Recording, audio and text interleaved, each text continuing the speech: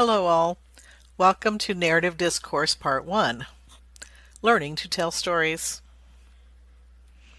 The goals of this program are: number 1, learn definitions of narrative discourse; 2, recognize characteristics of Appleby's developmental stages; 3, recognize elements of story grammar as defined by Stein and Glenn; 4, view the SDS model as a combination of development and descriptive story grammar; and number 5, know what a T-unit measures. So what is discourse? It's defined as a series of sentences that communicate a topic. There are many forms of discourse. These include stories, which we'll focus on today, poetry, lists that you write for the grocery store or whatever, instructions or procedures, factual text, expository, such as science or history, which we'll address in a couple of other units, letters and postcards, song lyrics and rhymes, and conversation.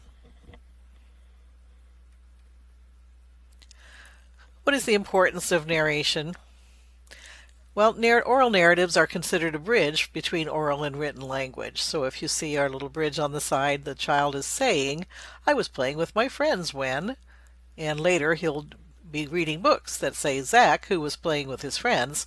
So basically, when you learn the oral narrative, it helps you to have the foundation for understanding written narrative. Narrative development begins around 2.5 years of age for typically developing children. And by 3, all children appreciate and use all forms of narration. And by the time most children begin school, they are familiar with all forms of narration. So it's critical that children get an early start on learning narrative structure and that they use mature forms by the time they're in school. So what is early narrative development? In the classroom, children are expected to use, read, and write using these forms. This expectation may not be realistic for children from low-print homes and language-delayed children, both of whom have been shown to have difficulty acquiring narrative structure. At around age 4, children's stories begin to contain more explicitly physical and mental states. So we're going to talk a lot about the mental states, or the characters' motives and reactions in stories that occur as children mature. And by age 6, children's stories describe motives for their actions. Personal narrative types. We all tell personal stories. Recounts tell facts about past experiences in which the child participated or observed, or about which the child read. They're not really a story. They just talk about what they saw. I saw a duck at the zoo, and I saw elephants, and they had big trunks. So they aren't really a story, but they recount experiences, and they're an early form of personal narratives. So, talking about a camping trip. Accounts tell a story about a real-life event, so it can be a first-hand or a second-hand story. So this time, maybe the, duck was being chased by the elephant, and what did the duck do, and what did the elephant do, and how did it end? So what's the difference then between just telling versus a story? Well, stories have to have story coherence, and that basically means that they follow characteristics of a story. So when we tell stories, we tend to give some sort of a setting. The setting often includes a time, when I was at the zoo, the place, the zoo, the characters, the duck and the elephant. And there tend to be episodes. So there was an initiating event. The elephant started to chase the duck, and that was a problem because the duck was scared, started to run away, and then how did the story end? So, what do we know about children's development of story structure? Much of it comes from this very famous 1978 study by Arthur Appleby in his book, A Child's Concept of Story. So he was one of the first people who identified for us, very similar to Brown's stages of language development, Appleby identified for us stages of narrative development that people have used ever since. He said a child's idea of a story is developmental and follows the same principles as other cognitive and language abilities. So he discovered 6 event-arranging developmental stages in children's stories that show how a child develops the concept of a story. He was very influenced by Lev Vygotsky um, and Vygotsky stages of children's development. In one experiment, Vygotsky gave children blocks of different sizes, shapes, and colors and asked them to organize them. The youngest children just piled them into heaps. The next strategy was to group by perceptual similarities, so all the same color. So first the kids put the blues together, and then they put the yellows together, and then complementary, so that longer blocks form a foundation for smaller blocks. So you can see that the child is more planful, and they're building something. So they're building these towers, and they have some idea of how to structure their block building. So he showed that stories develop similarly, that we're going to get increasingly more complex structures in the way that children tell stories. So these are the categories that he came up with. So the plot structure starts out with those heaps, sequences, primitive narratives, unfocused chains, focused chains, and then finally true narratives. And you can see that even, as young as 3, children are already starting to tell a few true narratives. And by the time they're 5 and go to kindergarten, then you've got more children capable of telling true narratives. And you see that things like sequences are very common in children age 2. So they're telling some heaps, but they're also already sequencing elements of story together. So you can see that it's not like you're in one stage when you're 2 and another stage when you're 3 and another stage when you're 4. It's rather the individual stories, depending on how difficult it is or how unfamiliar it is, may be more or less complex, and that children will catch on to more complex elements of story grammar as they get older. So let's look at stage 1, or the heap stories. In heap stories, thoughts are linked together by chance due to a child's perception of them. There's really no organization, rather just heaps of ideas. 2 to 3 years of age, only about 1 out of 6 stories still remain heaps. So they're primitive. Most 2-year-olds are already past this stage. They consist of labels and descriptions of unrelated topics. There's no theme, no temporal sequence, just a bunch of ideas. Okay, stage 2, sequence stories. 3 to 4-year-olds tell about 20% of their stories as story sequences. So now you begin to have some bonds between attributes that are shared. The child labels events that involve a key theme, character, or setting, but there's still no plot. The story can grow longer, but it can't develop into any new directions because there's just not enough structure there. Temporal relationships are not provided, but might be implied. You can change an event order without changing the meaning. So let's look at that a little bit. Here's a story sequence. So we're going to focus on the little boy. Little boy played, he cried, he's all right, he went home, he went to bed. When he wakes up, you're going to say goodnight to him. So this was a almost 3-year-old child.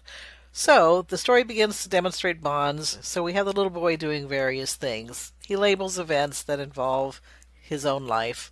There's no plot. He can keep adding things that the little boy did. There's some temporal relationships implied. He played, he cried, he's all right, he went home, he went to bed, he wakes up, you're going to say goodnight to him. So again, there's no plot, there's no main theme, but we do, continue to focus on the little boy in a sequence. Here's a more mature one done by a 4-year-old. A fierce poisonous snake, and he ate a monster. And then he telephoned on the telephone.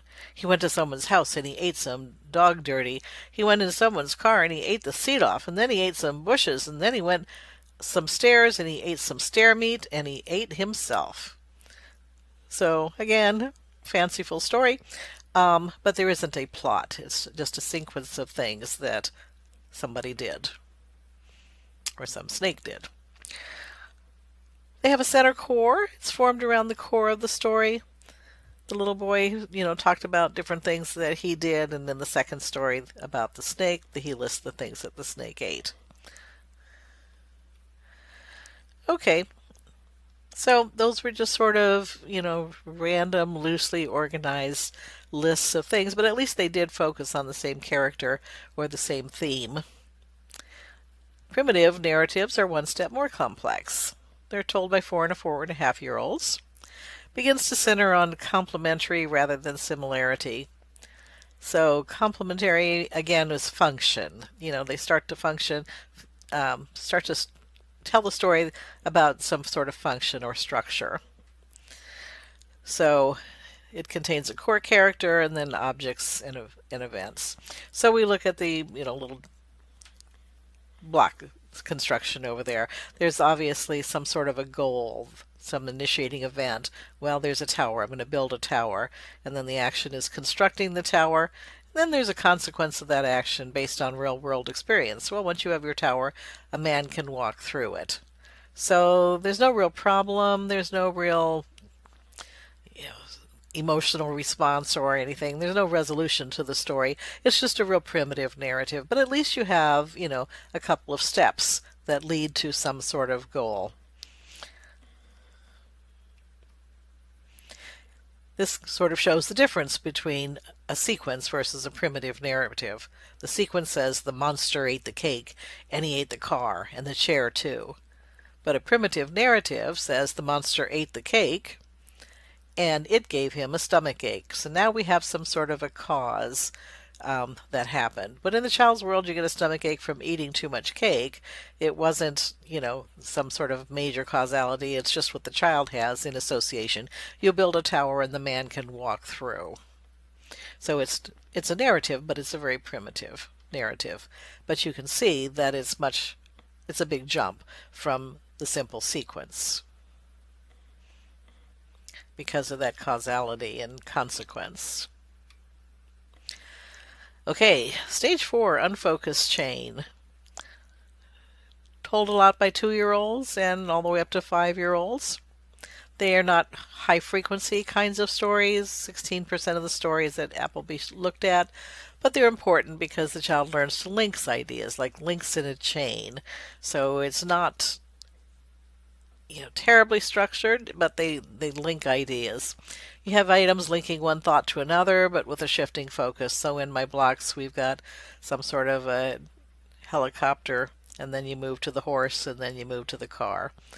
The end of the story will not fit the beginning of the story because the child changes the theme each time. So we start out talking about a helicopter, and then that gets abandoned for the horse, and then that gets abandoned for the car. There's maybe a weak plot, but it's not a story that's maintained all the way through. Attributes or characters are often not provided, and the ending may not be logical. So it's an unfocused chain, and yet we're getting some of that sequencing. So here's an unfocused chain. A wildcat. Then a horse came, and then they had a fight, and then the wildcat was dead. And then the horse went off. And now we're going to shift to leaving the wildcat and the horse's story into another story. And then he met another horse, and it was a lady horse. Then they lived with each other. And now he's going to abandon that story without really developing it and shift it to then another wildcat came, and he was the father of the wildcats. He fired up at the father horse, and he was dead. And then we're going to leave the wildcats alone, and we're going to shift to the mother wildcat. The mother wildcat came, and the father wildcat took the horse home with him, although the horse was dead a second ago, and then they ate him up. And then they're going to shift again. The mother was crying. Then she found another father. And then we're going to shift again. And then she washed the clothes. And then we're going to shift again. Then a donkey came along, and then the mother was afraid to go where her washing was done. And then we're finally going to shift again. The donkey married the horse, who I thought was dead. But anyway, so you can see that it's an unfocused chain and not terribly logical all the way through. But you can see that, that idea of chain links. And these stories can get quite elaborate and long. So, understands the structure of a story but has not learned to focus or give the story direction. Doesn't identify a problem that comes to a resolution. There were several problems in that story that were stated, but none of them got resolved. There's no cohesion to the events of the story, but there's a lot of content. Okay, in Applebee's stage 5, you start to have a focus chain. These are more frequent. Between 2 and 5, it's more than 50% of the stories by 5 years of age. The story has a main character at the center, so we aren't switching from wildcats to horses to donkeys to mother wildcats, etc. We stick with a character. The character goes through events that are linked from the observer's perspective. So it's just talking about what the character did rather than talking as if you are the character. Many children's books are written in this style. Very Hungry Caterpillar. It's also based on Vygotsky's theory. The organization is not conceptual, but pseudo-conceptual. Before true concepts emerge, children make use of pseudo-concepts that are superficially similar, but which remain perceptual rather than conceptual. And they describe the event from start to finish, but no theory of mind. So not from the character's inside motives and emotions and reactions, but rather that observer perspective and just talking about what happened. So this is what I chose for looking at a focus chain from the block perspective. The character moves from event to event. You buy food, you sit in the booth, you eat, but there's no character motivation, no problem plan, consequence kind of thing. It's just knowing the story, the basic story of what you do, routine, the routine event of going to the McDonald's or whatever and purchasing food and eating it. Okay, so here's a focus change. Davy Crockett was walking in the woods, then he swam in the water to get to the other side. So he knew what to do when you're in the woods and you have to go across the other side. Then there was a boat that picked him up. Then he got to the other side. He went into the woods. He was in the place where Indians made, meaning the place that the Indians had made, which is the initiating event for the problem. The Indians came and got him, which was a problem. And then pretty soon he got loose and the Indians let him loose. So again, we never know, anything from Davy's perspective. He's just describing what happened in this story, and he's doesn't give any, motives or reasons for going to the other side or why he went into the Indian camp. It doesn't give any feelings or responses to being captured or wanting to get away. It's all just very much observer driven. And so stage 6 becomes the true narrative. This emerges between 5 and 7 years. It's what emerges in 20% of 5-year-olds' stories. So by kindergarten, some of the children are beginning to really understand story grammar and talking about all the elements. And so if you have a true narrative, you have a central theme that's followed throughout, a central character who expresses his motivations behind his actions. So that's that theory of mind, being able to understand how the character feels and what the character's motives are, rather than just being an observer of the character's actions. The initiating event results in a problem, and then the character has to have a plan to solve it. So once again, the character will give you insights into what he thinks he should do. Plot forms the center of the story with actions to resolve the problem, and then a new idea or circumstance may evolve. So we try out your plan, and it either fails or it succeeds. And if it fails, then you're going to have to come up with another plan to try to solve the problem. There are logic and or temporally ordered event sequences. So there's a lot of temporal logic to the story. This happens first, and then something else happens, and then something else happens. So you can't randomly switch the events out of sequence. They have to stay in that sequence. It results in a consequence or resolution of the problem or the climax of the story. And then everything is held together by the core, which relies on abstract or concrete bonds. So this is my example of blocks telling a true narrative. Jed was surfing. He knew a huge wave was coming. He wrote it back to warn the people on the beach. He got to the beach just in time to get people to move back for safety. You can see the people running away. And he was the hero of the day. So here's an example from a child, a true narrative. There was a boy named Johnny Hong Kong, and finally he grew up and went to school, and after that, all he ever did was sit all day and think. He hardly even went to the bathroom, and he thought every day, and every thought he thought up in his head got bigger and bigger. One day it got so big he had to go live up in the attic with the trunks and winter clothes. All right, so this is a problem. Okay, you're thinking such big thoughts, your head is getting too big. And so somebody has to come up with a solution or, you know, some sort of plan. So his mother bought some goldfish and let them live in his head. He swallowed them. That's how he got in the head. And every time he thought, a fish would eat it up until he was even so. Okay, so until he was even, so that means his brain got back to the right size. So he never thought again and he felt much better. And so that's the resolution with that evaluation. So we have insights from the character and we have insights from the mother in terms of trying to come up with a solution to save her son from these big thoughts. Okay, so here's a question. Michael produced a narrative that consisted of labels of objects, descriptions of events, and descriptions of actions. If Michael is developing typically, he's probably in what age range, according to Appleby? And the answer is 2 to 3 years.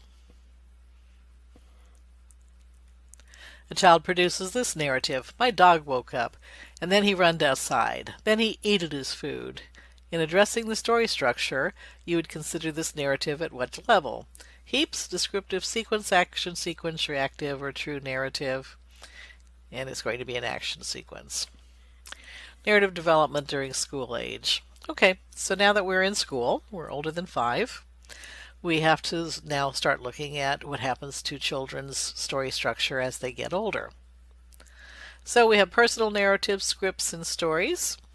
Scripts are going to be everyday events, so knowing what to do for homework, knowing what to do in the classroom, script for eating in a restaurant, a script for riding a bicycle. So we have scripts for many things in our lives. They become stories when something happens that's out of the ordinary for the script. So I just went into McDonald's to order something and all of a sudden, some bank robber came in. So it's like your script gets disrupted by something that creates a problem, and so now it becomes a story and more than just a script. Okay, and children's abilities continue to increase towards mature story grammar. So that enters in with Stein and Glenn, okay, who are both women. So Nancy Stein and Christine Glenn wrote this landmark chapter in a book, an analysis of story comprehension in elementary school children. So they basically collected all of these stories by elementary school children and started to look for what is there that identifies a story as having maturity and being a complete story. So it gave us this definition of story grammar that we still use to this day.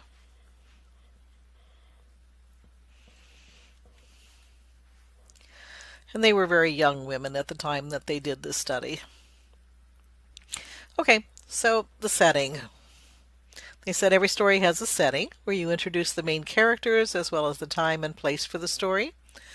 Some of the traditional ways that we do this is once upon a time there were 3 bears, the mama bear, the papa bear, and the baby bear, and they all lived in a tiny house in a great big forest.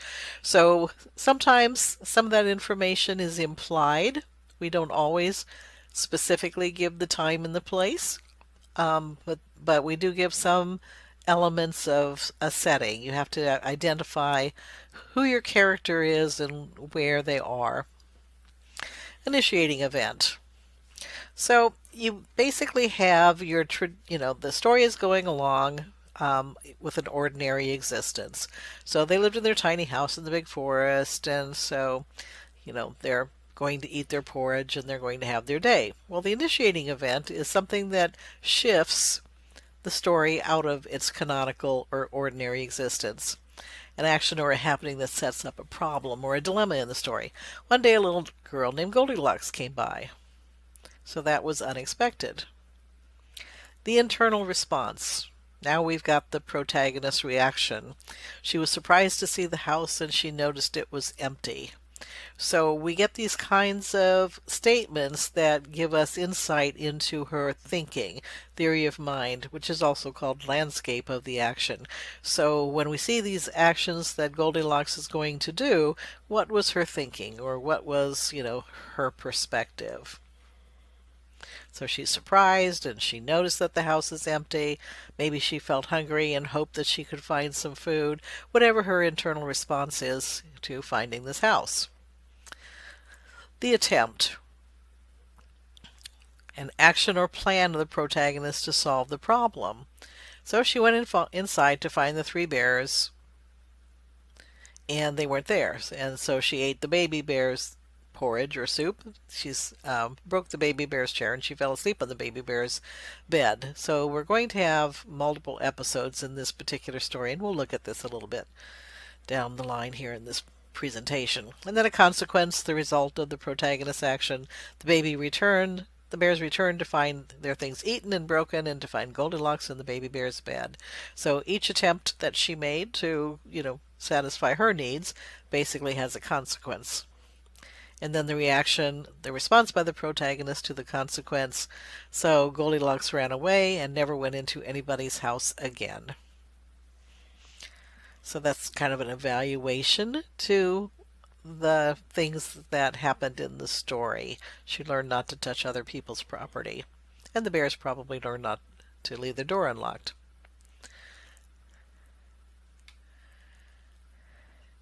The internal response is very critical to a complete story.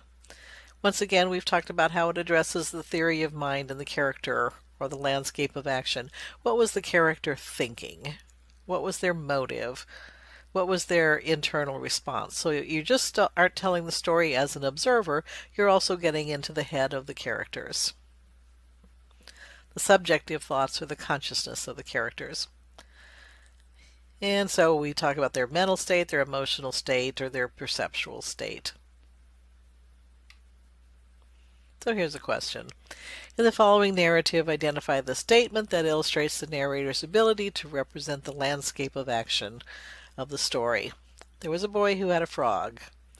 He kept his frog in a jar in his bedroom. The boy and his family were going to a fancy restaurant, but the boy was worried about leaving the frog alone because he would have been lonely. So the boy put the frog in his coat pocket, but his parents didn't know he had the frog with him. When they got to the restaurant and sat down, the frog caused all kinds of chaos. So which part of that is theory of mind, or talking about the motives and the character's thought pattern? There was this boy who had a frog. He kept his frog in a jar in his bedroom.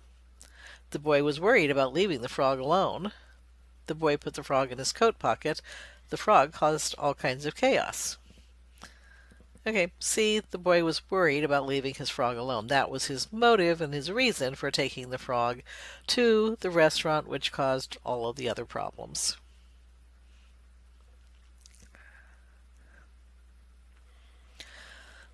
The SDS model is a way of combining Appleby and Stein and Glemm, so we can look at the complete story structure, but we can also look at how it evolves developmentally. You can apply this to reading books, oral narratives, writing samples, conversation. It's just a way of describing increasing complexity. Can be applied non-verbally to play, routines, procedures, or other event structures. And it's part of the discourse structure, embedded within a situation and the words or the semantics that you're using during the discourse. So I'm going to use this to apply it to children's storybooks to show how the same sort of principles are going to apply.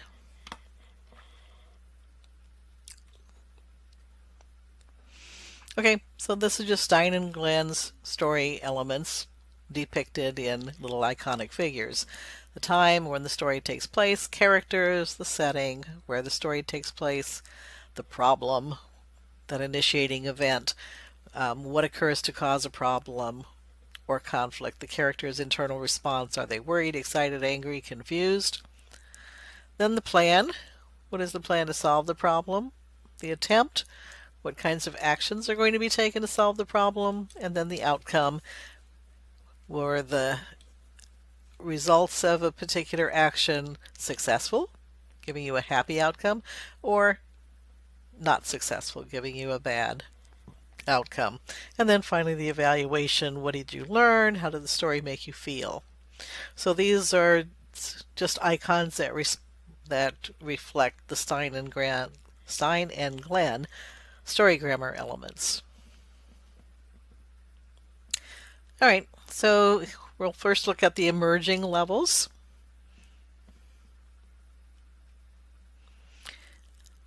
Okay, so what type of narrative structure is this? This one is discrete. So you basically have an isolated event, isolated fact, attention shifts onto a new activity. If reading, the child pushes the book or looks away. So basically, if we're going to do storybook reading with a 2-year-old, they might look at one page and then they're done. So their discourse organization for that story was just a discrete, isolated event. And we as therapists then would work to get them to stick longer with a book. So we would bring in toys and we would bring in all kinds of actions that their own body could do, so we could let them pretend that they were drumming, and that we'd bring in a real drum that they could actually make the noise with to try to get them to stick with the book for a longer period of time. Okay, so now we're going to look at this kind of narrative structure. Deidre drummed her drum, and then we switch to Elton likes to lick his food, and then we switch to go away buzzing bees, and then we switch to big vulture came at us, and then we switch to Effie huffed and puffed at the flame.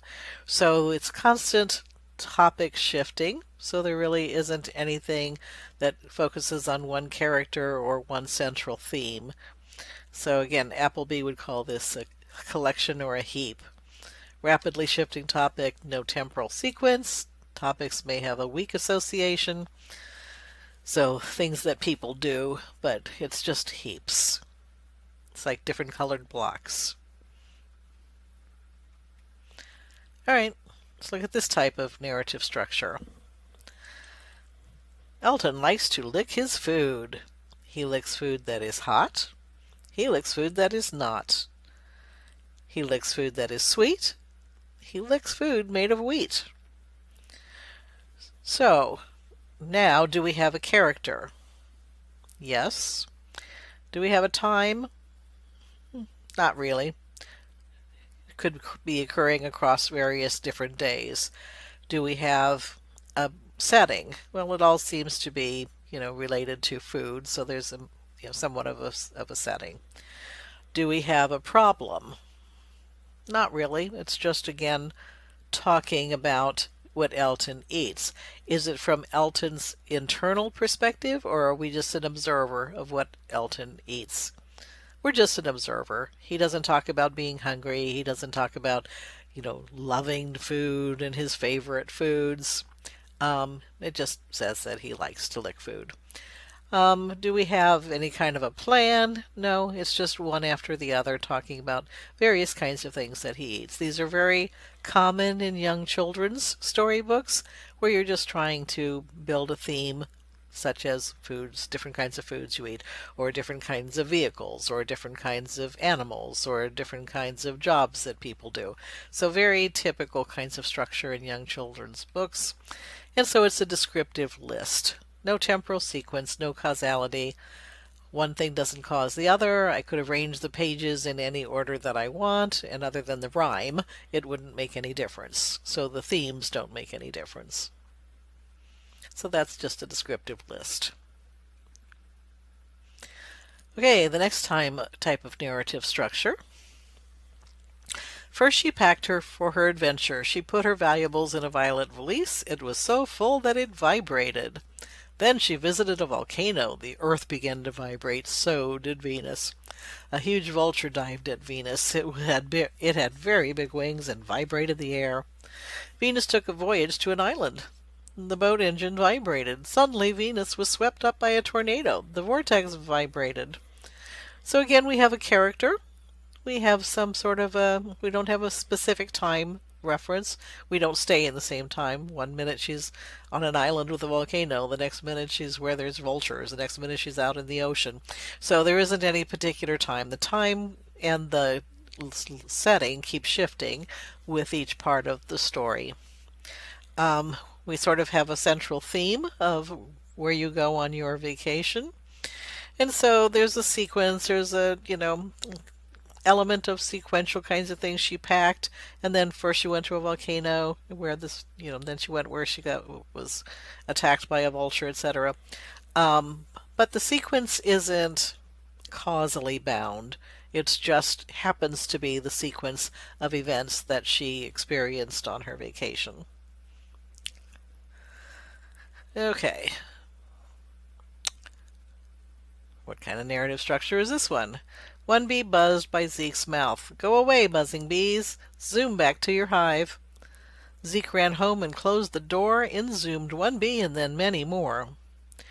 All right, now we're going to see a little more maturity in the story structure. We've got one character, Zeke, that's his characteristic all the way through the story. Most of it takes place at his home. We have a problem with these bees that are chasing him. So he's identifying the bees, and we start to get this, notion of, he doesn't want them around. He's telling them to go away and zoom back to your hive. So, we're seeing more elements of story structure. There is some causality in terms of the bees started bothering him, and so he ran home, and he didn't shut the window, and so they got in the house. So we're talking about a reactive sequence. He's reacting to these things. There is a topic, there is a temporal sequence. The sequence pretty much has to stay. First the bees have to bother him before he tells them to go away, and then he reacts to that problem. And then he runs home because the bees are still bothering him, and the window is open, and so basically they still get in the house. So we've got this physical causality, but there's no plan to solve the problem. Okay, so the more advanced then narrative structure. So those were the really basic emerging. We're not at a, complete story structure yet, but we're getting more and more elements. So the last 5 are going to be a plan or problem solution kind of story, and then finally a complete story. And then the complete story can have compound episodes, complex episodes, or interactive episodes. So let's look at the next one. What type of narrative structure? H was in a hurry. I have to find a hero, he said. So right in the beginning of the story, he identifies his goal, or he identifies his motive for his actions. So he hiked up a hill and didn't see a hero. He helped a hurt hawk, but didn't find a hero, so his goal is not met. And then he fixed his house with his hammer, but he didn't find a hero. And then he defines a hero. A hero is helpful and kind and smart and brave and humorous and honest, but I can't find a hero. And if you look at the different elements of the story, he had made some kids laugh. He helped his little brother across the street. He helped somebody with their homework and write a report. So he had done all these really heroic, helpful things. So the book asks you, do you know a hero? Because he really was behaving as a hero. So that puts it as a planned sequence. It does have a topic. There is a temporal sequence to it with loose connections. There is a problem, trying to find the hero. There's psychological causality, that you become a hero when you do these kind things for animals and people. There's a plan to solve his problem, and there are multiple attempts to find this hero. All right, and then finally we'll look at this narrative structure. Effie was hot, so she turned on her fan. The fan blew a candle, but the flame flipped into a pan. She huffed and puffed at the flame to snuff out the fire, but then that made the flame get higher and higher, and then she basically burned up her cord and burned up her fan, so now she has to blow her own cool air to keep herself cool. So what kind of a narrative structure is this? So we've got our character Does she have a problem? Yes, she's hot. Does she have a plan? Yes, she's going to turn on her fan, and she makes that attempt. But when she makes that attempt, the flame, the fan blew this flame into the pan, and then that caused the fire to start to spread, and so that caused another problem. So she's huffing and puffing, trying to turn out that fire, but then that caused another problem. So we basically have a topic, a temporal sequence. We have a problem, we have a reaction, we have psychological causality. So she's responding to this fire, then she's getting more and more scared. We have an outcome. So this one is more reflective of a complete episode. This is just paper, just the way you can set up paper in order to plan out a complete story. So you can draw pictures of your character and the time and the place, and then the beginning action that's going to, be the initial reaction or the initiating event. So some of the kids have done things like, there's somebody on a cruise ship, and the beginning action was they went snorkeling when the cruise ship was docked, and the problem was that they didn't listen or they didn't hear that the cruise ship was leaving. So now they're deserted on this island, and they have to have a plan to get off of the island, and there's only one little tree on the island, so maybe they can make it into a boat or a raft, and so they do that attempt, and then you have your outcome of whether they made it back to safety or not. So it's a way that kids can picture out the elements of story grammar, and then tell their story orally or write about their story. So it's giving them a chance to learn about the elements of story grammar by visualizing step by step what needs to be present in the story. All right, so what kind of narrative structure is this?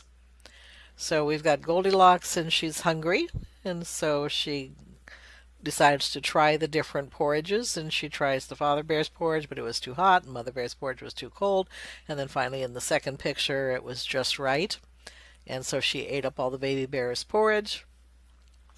So that's one episode where it has its own problem and then its own solution. In the third picture, we see her trying to, sit on different chairs, and Papa Bear's chair was too big and hard, and then she'll move to Mother Bear's, which was too soft. And the first picture down on the left-hand corner of the bottom of the page, she tries Baby Bear's chair, and she thinks it's just right, but she was too heavy and she broke it. And so then she goes to the third episode.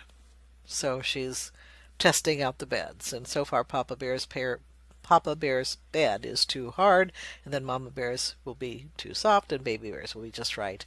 So we have not a simple story with just one problem to be solved, but we have 3 different problems that Goldilocks has to solve. So this is going to be a story with compound episodes.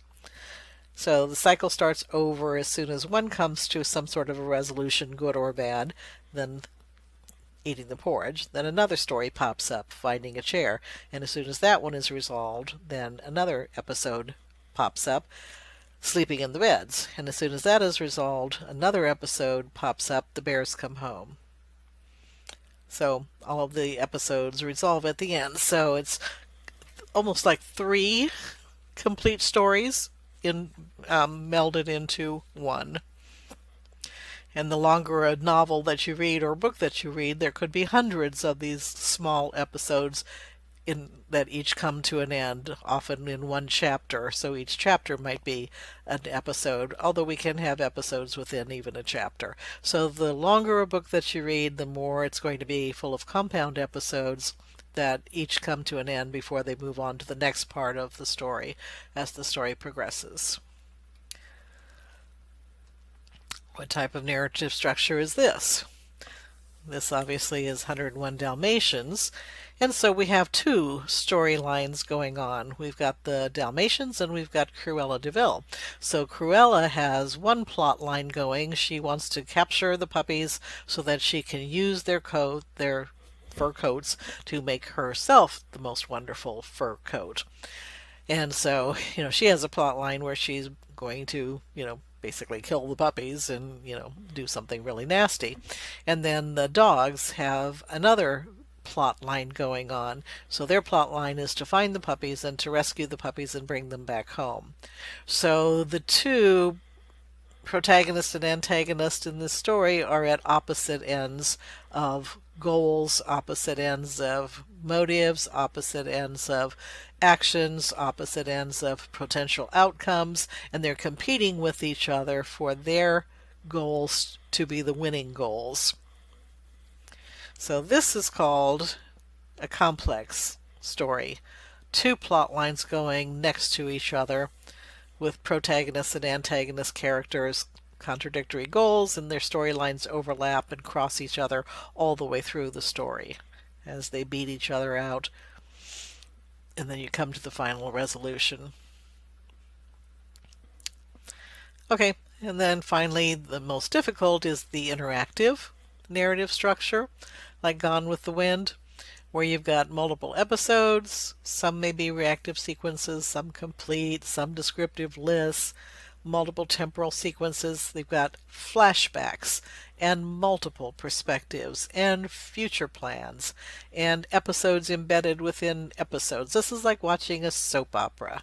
And so used to be married to James, but James, was killed, but then they thought he was killed, but then he surfaced again because he had just been unconscious, and then he woke up in the hospital, but he doesn't know who he is, and on and on and on. So everybody's plot line crosses each other's across time, and you have flashbacks, and you have, what I dream of for my future. So you talk about the future plans, etc., etc. So these are very, very complex stories, and all of the characters interact with each other and then come together logically at different points of the stories when there are different climaxes. And so,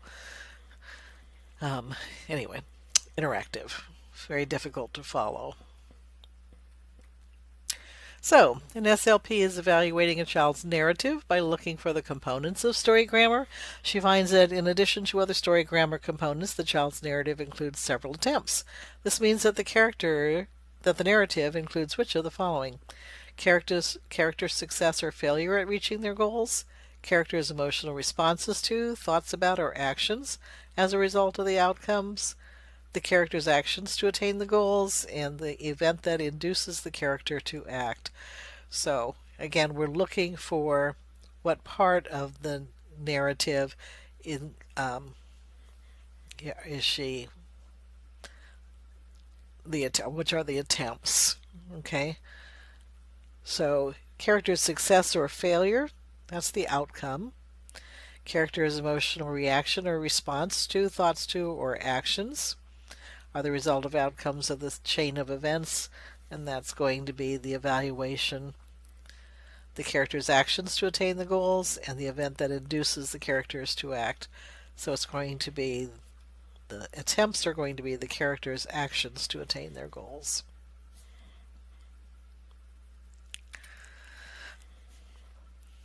One other concept we want to talk about is the T unit. A T unit is one main clause and all the subordinate clauses attached to it or embedded into it. So when people are looking at oral narratives, you basically don't have punctuation in oral narratives. People talk in long, sometimes disconnected, sequences without clear breaks, linking sentences together with a lot of ands. In writing, we call them run-on sentences. Oral narrative is, very much composed of run-on sentences. So you have to be able to chop up those run-on sentences into some sort of units to understand how complex a child's story is and to begin to analyze it. So the people have come up with this idea of a T unit, which is one main clause and all the subordinate clauses attached to it or embedded in it. Coordinated clauses are segmented into two different T units unless they share a subject. Sharing a subject means he ran and dropped it, so that's one T unit. But if you said he ran and he dropped it, then it would be two T units. So segmented into different T units unless they share the subject. Clauses beginning with a coordinating conjunction and but or so start a new T unit. So that keeps you from continuously adding new run-on or counting run-on sentences as one sentence. If it has a coordinating conjunction, then it's a new T unit. If it has a subordinating conjunction like also or because or when or even though, any of those kinds of things, then it's considered the same T unit.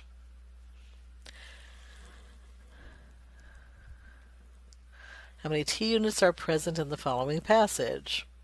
There was this boy who had a frog. He kept his frog in a jar in his bedroom. The boy and his family were going to a fancy restaurant, but the boy was worried about leaving the frog alone because he would have been lonely. So the boy put the frog in his coat pocket, but his parents didn't know he had the frog with him. When they got to the restaurant and sat down, the frog caused all kinds of chaos. So when you start counting the T units, there was a boy who had a frog. The who is going to be, a subordinating structure, so that's going to be 1 2 unit. He kept his frog in a jar in his bedroom, another T unit. The boy and his family, that and is part of the same clause, so we can't divide that one. We're going to a fancy restaurant, but the boy was worried about leaving the frog alone. But was a coordinating conjunction, so that's going to remain the same T unit. But because he would have been lonely is going to belong to the old unit. So the top one is going to be 1 unit, and then the because clause is going to belong to the clause before it. So the boy put the frog in his coat pocket, but his parents didn't know he had the frog with him. When they got to the restaurant and sat down, the frog caused all kinds of chaos. So if you count, we're going to have 7 T units.